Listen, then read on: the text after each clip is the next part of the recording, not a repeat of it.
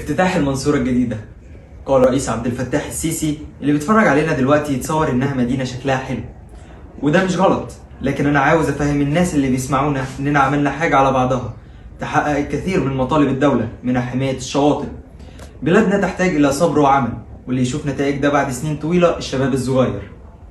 وجه الرئيس السيسي التحية للشعب المصري الذي يثبت كل يوم وطنيته ويؤكد على قدرته الجبارة ويفرض إرادته في الحفاظ على وطنه ومقدراته، ويسعى للبناء وتحقيق السلام والتنمية، وبعقله وساعده تتحقق على أرض مصر الطيبة معجزة البناء.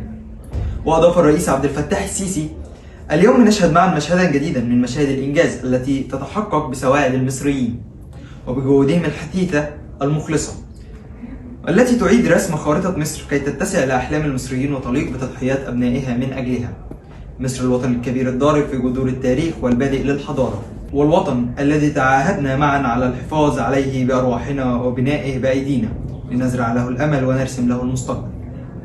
وشارك الفنان شريف منير في فعاليات افتتاح المنصورة الجديدة، ومؤكدا أنه أحد أبناء محافظة المنصورة التي خرج منها عمالقة الفن العربي، على رأسهم فاتن حمامة ورشدي أباظة وأنيس منصور وشريف منير، مؤكدا أن قطار العمل يسير مهما كانت الظروف والتحديات.